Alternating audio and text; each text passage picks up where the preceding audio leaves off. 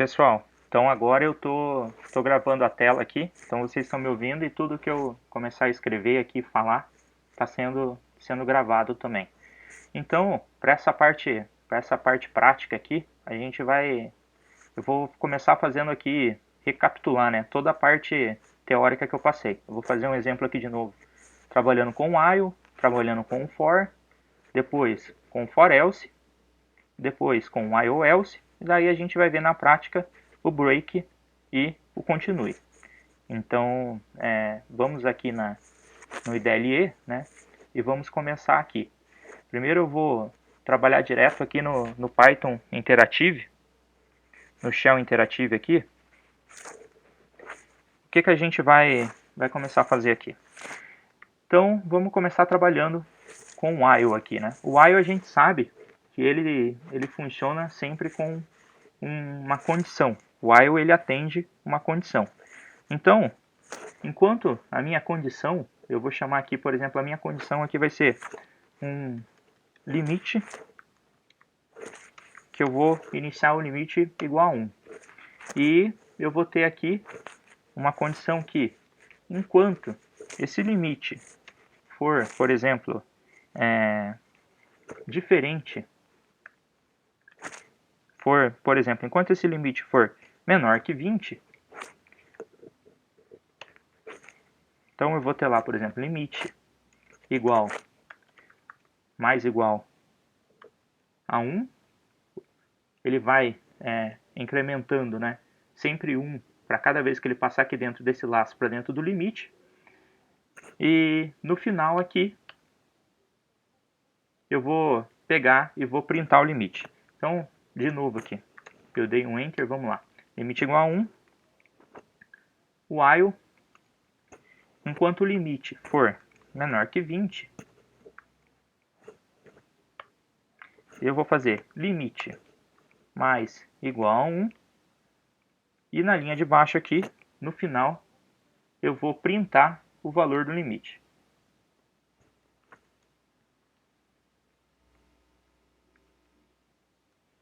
Deixa eu abrir um arquivo que é mais fácil, porque senão tudo que eu der Enter aqui ele vai...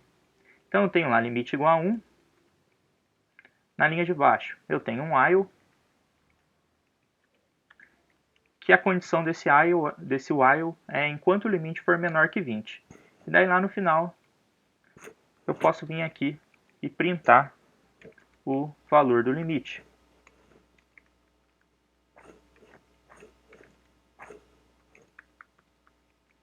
Então, salvando isso aqui.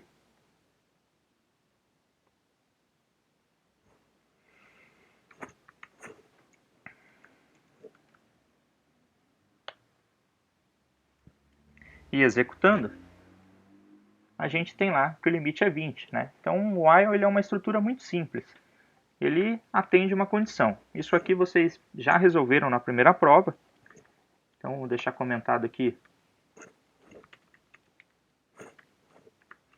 essa estrutura e vou vir aqui comentar esse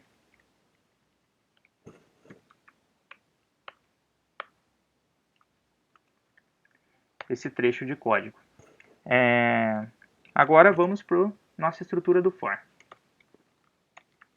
que também já todo mundo aí tem visto bastante. O for, né, se a gente olhar aqui no material escrito, qual que é a estrutura do for, a gente tem que sempre se lembrar que ele trabalha com uma variável de referência. O while ali, por default, a gente não tem essa variável de referência. A gente está atendendo uma condição. O que é essa variável de referência? É o nome da variável que eu escrevo aqui. Então eu posso vir, por exemplo, e fazer uma variável aqui que eu vou chamar de contador. E essa variável vai interar, por exemplo, num range específico, ou numa lista, enfim. E esse range, ele sempre vai trabalhar aqui com valor pré-determinado. Então o for ele sempre trabalha com valor pré-determinado. Então, por exemplo, de 1 a 20 lá. Abro os dois pontos e eu posso vir aqui, por exemplo, e printar aqui o valor do contador. Qual que é a grande diferença da gente trabalhar com while e com for quando a gente, por exemplo, nos dois casos sabe o tamanho do laço? O for a gente não tem que se preocupar em fazer isso aqui, ó, porque ele já faz de maneira implícita dentro dessa variável que a gente passa. O while não. O while, se eu não cuidar da minha condição, eu vou cair no quê? Num laço de repetição infinito, vou cair num loop infinito. No for não. O for ele já passa isso aqui de maneira implícita para dentro aqui do nosso bloco. Então o contador aqui, ele já vai receber, por exemplo, né, já vai ter aqui o valor daquele laço, daquela interação. Então, se eu executar esse código aqui, deixa eu só acertar o comentário aqui, que eu não quero que execute tudo.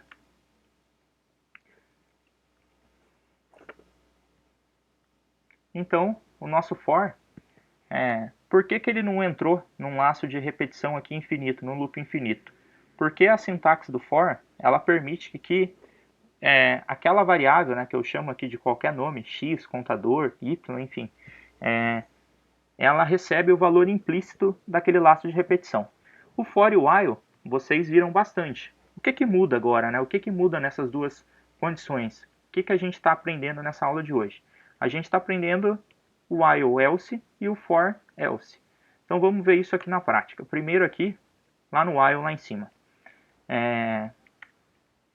Por exemplo aqui, em vez de eu fazer esse print aqui, o valor do limite, fora aqui do escopo, assim que termina essa condição aqui, eu vou vir e vou escrever um else. Repare que eu não tenho um if acima desse while. Eu não tenho em nenhum momento um if aqui. Mas, com a estrutura do while else, eu posso vir escrever um else e soltar aquele print aqui agora. Então, por exemplo, terminou o laço de repetição.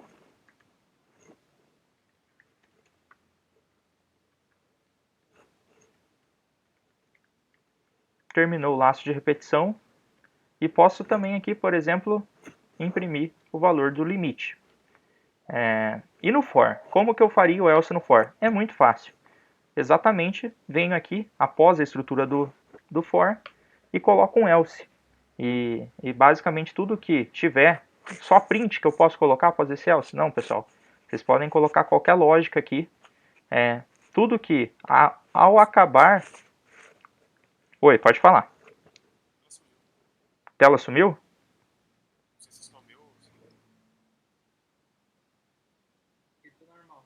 Tá normal, pessoal?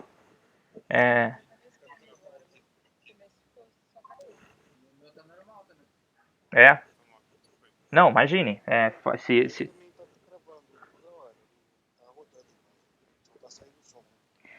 Pessoal, vou fazer o seguinte. Eu vou fazer o seguinte aqui. Eu vou mudar de rede aqui. Eu tenho mais de uma rede aqui em casa. Deixa eu mudar de rede para vocês verem se melhora. Fiquem aí, só um minutinho, beleza?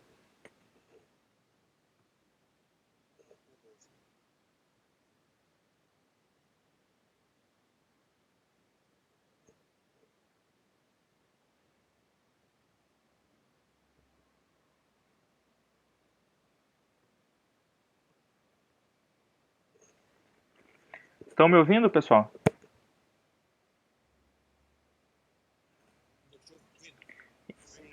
Voltou a tela agora? Conseguiram ver?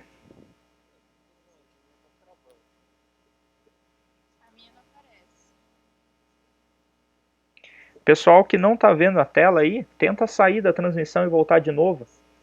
Aqui eu estou conectado aqui. Tentei, professor, umas 3, 4 vezes e não vai.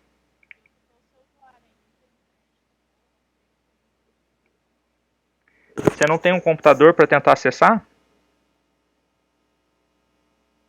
Eu tentei Entendi.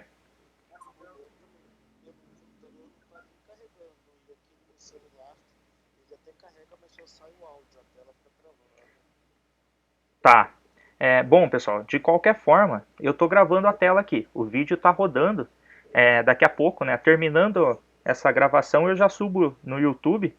É o tempo de carregá-la no YouTube, eu passo o link para vocês, tá bom? Mas a maioria aí está conseguindo ver a tela?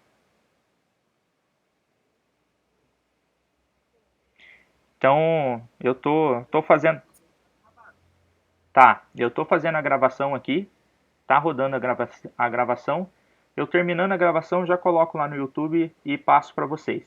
Então, quem não está conseguindo ver aí, dá um minutinho aí que eu vou terminar a explicação e já vou subir o vídeo lá, para o vídeo também não ficar muito grande, senão demora bastante tempo para subir lá no YouTube. Continuando aqui, pessoal, retomando aqui o raciocínio. Então, para o for, a gente tem agora essa estrutura aqui de for else, tanto para o while quanto para o for.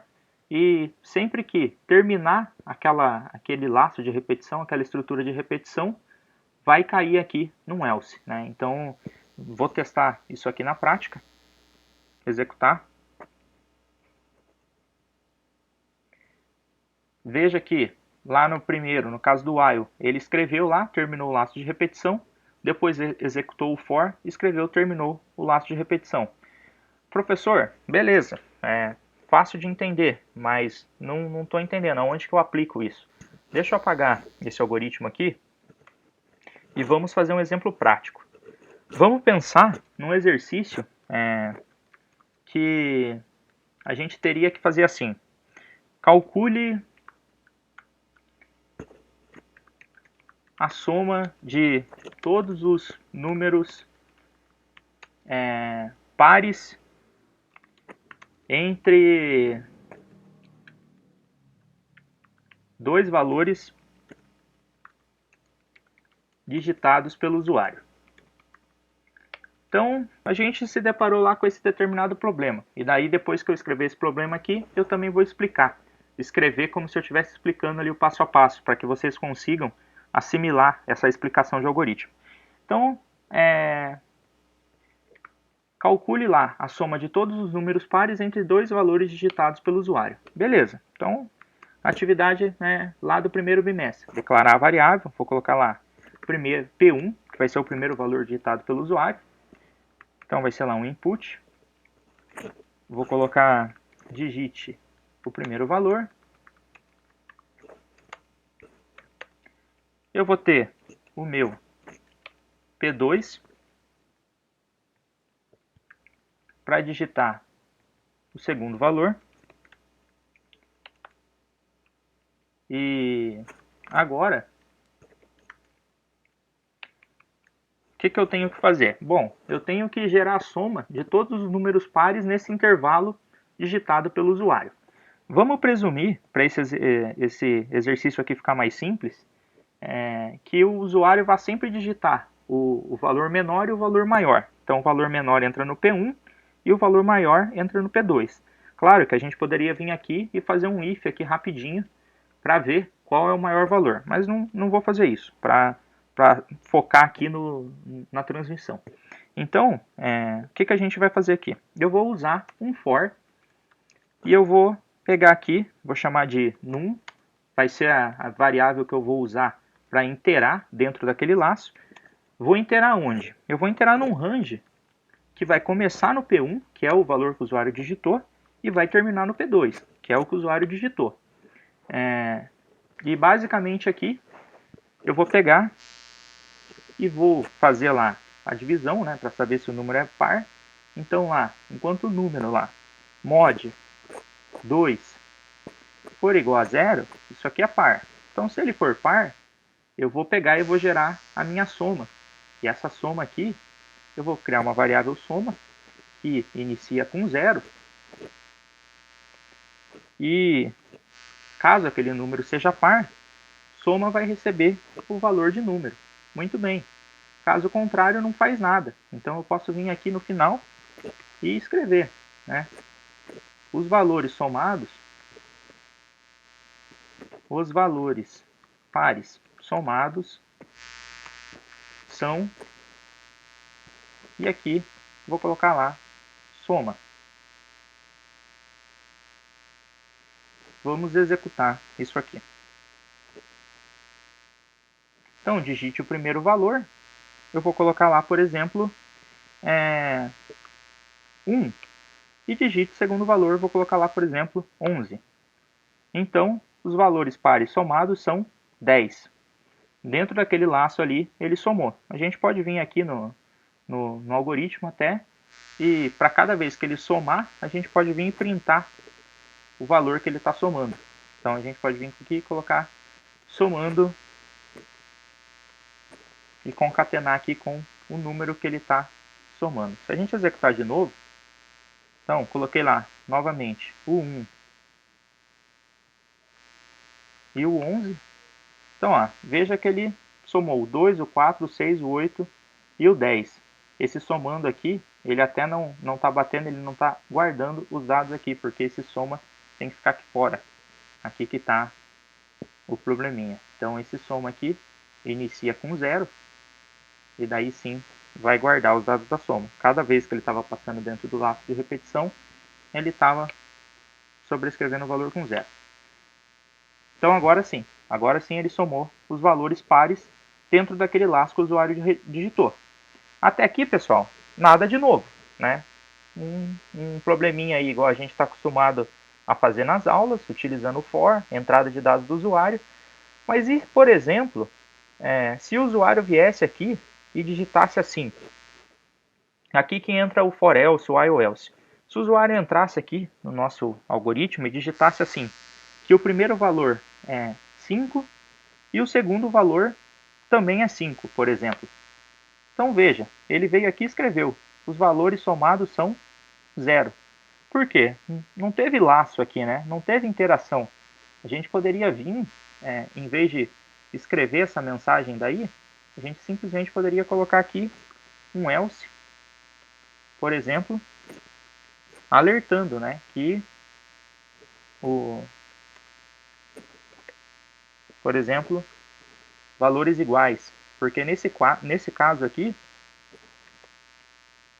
se não tiver interação, o que significa? Significa que P1 aqui é igual a P2. Então a gente pode vir e trabalhar dessa maneira. Então veja que agora, antes dele imprimir, se eu digitar lá 10 e 10, antes dele imprimir, né, se os valores somados são 0, ele dá a mensagem dizendo que os valores são iguais. Dando continuidade no que a gente viu aqui dentro do material escrito, a gente viu um exemplo aqui, né, de como funciona o while else, o for else. O else aqui ele sempre vai ser executado após o término do laço, mas agora eu vou dar um foco aqui nas duas palavras reservadas, o break e o continue. Vamos entender isso aqui. Vamos melhorar esse próprio exemplo aqui, para depois a gente poder descrever ele. Eu vou pedir ajuda do shell aqui para vocês verem. O que o break e o que o continue faz. Primeira coisa aqui, deixa eu resetar esse shell aqui, dar um restart no shell, para limpar ele. Vamos lá. Primeira, fechar e abrir ele aqui para não ficar esse lixo. Abrir aqui o Python Shell. Primeira estrutura que a gente vai ver aqui, a primeira palavra reservada, break, como que ele funciona. Eu vou usar um for aqui de novo. Então vou fazer lá um for de x num range aqui de 1 a 11, por exemplo. Né? Então ele vai percorrer isso aqui 10 vezes. Se eu fizer um laço aqui e falar que se x for igual a 5, então uso lá o break. O que isso aqui significa, né? Então, e antes disso eu vou printar aqui o valor de x. Vocês vão entender certinho como o break funciona. Veja que, quando x foi igual a 5, o que o break fez? Ele matou o meu laço de repetição. Todo mundo entendeu ali o que o break faz? Conseguiram ver aí? O break, e eu vou agora mostrar um exemplo aqui utilizando o while. Vou pegar aqui, vou colocar aqui enquanto o limite for... Colocar assim até. Deixa eu só declarar o limite antes. Então, começar lá, o limite começa em 1. Daí eu vou escrever aqui que enquanto o limite for menor que 20, eu vou escrever o valor de limite na tela. Na linha de baixo, eu vou fazer limite mais 1. E aqui eu vou fazer aquela mesma validação, né? Limite for igual a 10, por exemplo, break. Isso aqui vai fazer exatamente a mesma coisa que foi feito lá em cima. Então, o que vocês têm que entender? Se eu preciso, em algum momento, interromper um laço de repetição, uma estrutura de repetição, eu posso utilizar a palavra reservada break. O break ele quebra um laço de repetição. Se eu estou dentro de um laço de repetição, se eu estou dentro de um while, estou dentro de um for, e o programa encontra o break, ele vai quebrar aquele laço de repetição e vai sair da execução. É isso que tem que ficar claro para vocês. E agora, a outra palavra reservada que vocês estão aprendendo hoje é o continue. Vamos ver o continue na prática e depois eu vou implementar isso aqui em algum exemplo aqui, igual eu fiz com o for else lá. Oi, pode falar. Do limite igual a 10 lá, ele foi até o 9 e não contou 10, né? Não, por que ele imprimiu um antes, né? Porque, basicamente, ele escreveu antes aqui. Tá vendo que o print está antes onde foi feita a validação? Consegue ver isso aí, ó. Primeiro eu estou fazendo o print, né? Porque, basicamente, no caso do while, né, o for, ele já recebe aquele valor. Ele já recebe aquele valor. E o while, ele tá printando, daí ele tá fazendo o limite mais 1. Ó. Eu vou, só para você entender que não tem esse ponto. Eu vou reescrever ali, ó. Eu vou lá escrever limite igual a 1. Você já vai entender. Aí eu vou fazer o while aqui em cima do limite de novo.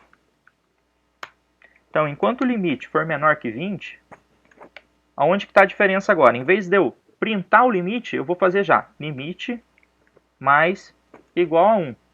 Aqui na linha de baixo eu vou printar ele. Essa que está a diferença ali onde você observou. E vou agora fazer o break aqui. Ó. Então, se o limite for igual a 10, break.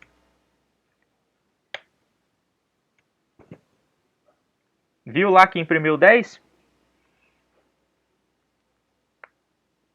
Quem tinha perguntado aí, viu que agora imprimiu 10?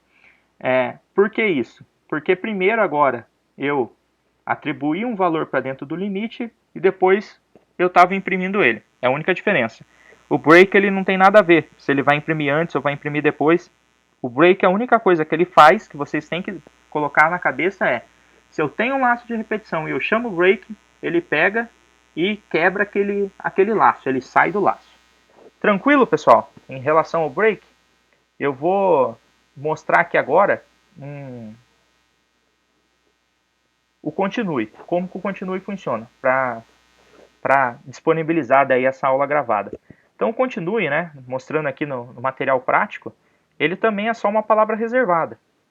O continue, vocês podem pensar nele como se fosse exatamente o oposto do break. Se o break interrompe um laço de repetição, o continue passa para o próximo laço. Vou dar um exemplo aqui. Eu vou fazer um for, vou chamar aqui de n, né, de num, num range de 1 até 11 lá, por exemplo. E eu só quero imprimir os números pares, por exemplo. Então o que eu vou fazer? Poderia fazer um if-else aqui normal. Mas basicamente, em vez de fazer um if-else para imprimir ou um if aqui, eu quero que ele continue para o próximo número. Então eu vou fazer lá um print num. Antes desse print num aqui, eu vou fazer lá o if mod normal, só para a gente saber se esse número dividido lá por 2, ele vai ter resto 0. Vou abrir os dois pontos aqui. Primeiro eu vou executar esse algoritmo assim, ó. Então aqui ele vai imprimir os números pares. Beleza. Aqui eu vou fazer um else e vou colocar para imprimir também os números ímpares. E vou executar esse algoritmo, né? Vocês vão ver que executando dessa maneira aqui, se eu der um F5, Opa, eu estou no shell aqui. Veja que primeiro ele imprimiu, né, os números pares e depois ele imprimiu, né, os números ímpares aqui. Mas tá, e se eu quisesse só imprimir os pares, sem tirar esse else aqui, o que, que eu faço? Vou fazer assim. Se o número, por exemplo, aqui, nesse caso, for par, né, eu vou pegar e vou imprimir. Ok. E aqui no caso do else, antes do print, eu vou chamar aquela palavra reservada continue. Então veja aqui. O continue, o que eu estou falando para vocês? Ele pega aquele laço que ele está e joga para o outro, joga para o próximo laço. Veja aqui o que vai acontecer. Só imprimiu os números pares. Então veja que ele ignorou o que está para baixo do continue. Sempre que eu chamo um continue dentro de um laço de repetição, ele simplesmente pega e pula aquele laço. É como se eu falasse, ó, tudo que tem aqui para baixo tem o continue e você desconsidera. O continue joga para o próximo laço. Ficou claro isso aí, pessoal? Exemplos aí bem lúdicos aí para vocês entenderem essas palavras reservadas. Apesar de parecer simples, ela acaba confundindo no uso ali do código.